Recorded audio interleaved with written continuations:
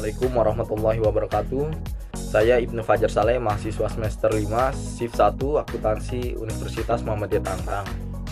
Di video kali ini saya akan menjelaskan sedikit tentang teori utama atau grand theory. Yang akan kita bahas pada kali ini adalah pecking order theory. Pecking order theory secara umum menjelaskan mengenai tata urutan pola keputusan pendanaan perusahaan.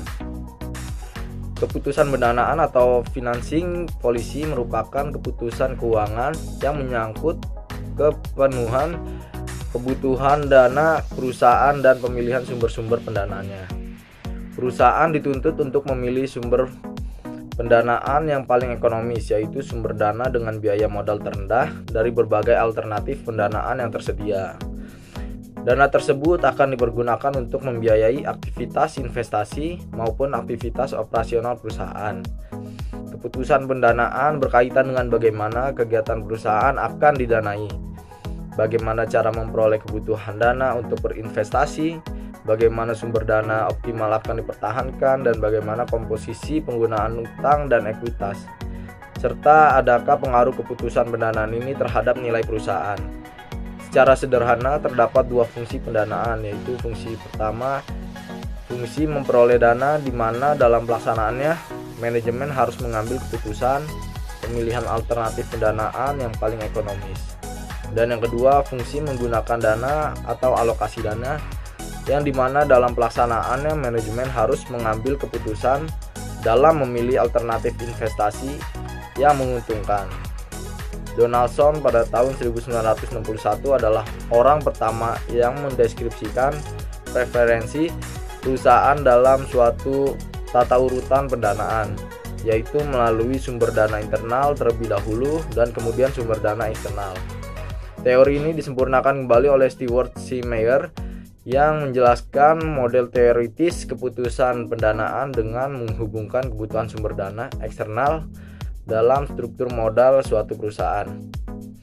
Pecking order theory menyatakan bahwa terdapat tata urutan keputusan pendanaan perusahaan dalam menentukan struktur modal optimal, yaitu memilih sumber dana internal dan kemudian sumber dana eksternal, dengan urutan utang terlebih dahulu dan sekuritas ekuitas sebagai alternatif terakhir. Beberapa asumsi yang digunakan terhadap perilaku pendanaan perusahaan dalam pecking order theory adalah sebagai berikut. Menurut Myers pada tahun 1984, asumsi pertama itu ada sumber dana internal merupakan sumber dana yang paling disukai oleh perusahaan, dan yang kedua, asumsi kedua, perusahaan melakukan penyesuaian target dividen payout ratio atau DPR berdasarkan peluang-peluang investasi yang menguntungkan. Walaupun kebijakan dividen merupakan perusahaan bersifat kaku dan penyesuaian target DPR hanya dilakukan secara bertahap terhadap peluang investasi yang menguntungkan. Yang ketiga, asumsi fluktuasi laba dan peluang investasi yang tidak dapat diprediksi berhadapan dengan kebijakan dividen perusahaan yang bersifat kaku, mengimplikasi bahwa jumlah sumber dana internal kemungkinan lebih atau kurang dari pengeluaran investasi yang dibutuhkan. Dan yang keempat, jika sumber dana eksternal diperlukan, maka perusahaan mencari sumber dana yang paling aman terlebih dahulu. Perusahaan memulai dari utang, lalu sekuritas hibrid berupa obligasi konvertible, dan sekuritas ekuitas menjadi alternatif terakhir. Teori pecking order menjadi salah satu teori yang memiliki keterkaitan dengan variabel dependen, yaitu cash holding di dalam penelitian ini.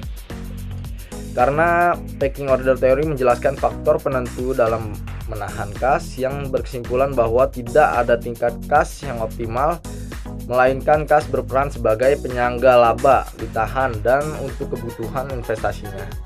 Perusahaan yang memiliki kelebihan kas dan yakin akan profit dari investasi mereka akan membagikan kas tersebut pada pemegang saham dalam bentuk dividen. Selain dilihat melalui variabel dependence, cash holding, teori pecking order juga memiliki keterkaitan dengan variabel independen, yaitu cash flow. Perusahaan yang memiliki tingkat cash flow yang tinggi memiliki cash dalam jumlah yang besar. Hal ini dikarenakan Perusahaan lebih menyukai pendanaan internal dibandingkan dengan pendanaan eksternal.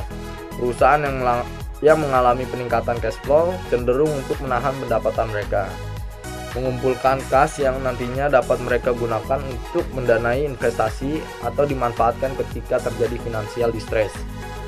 Nah, sekian yang dapat saya sampaikan. Kurang lebihnya mohon maaf, dan semoga materi yang saya sampaikan dapat bermanfaat. Wassalamualaikum warahmatullahi wabarakatuh.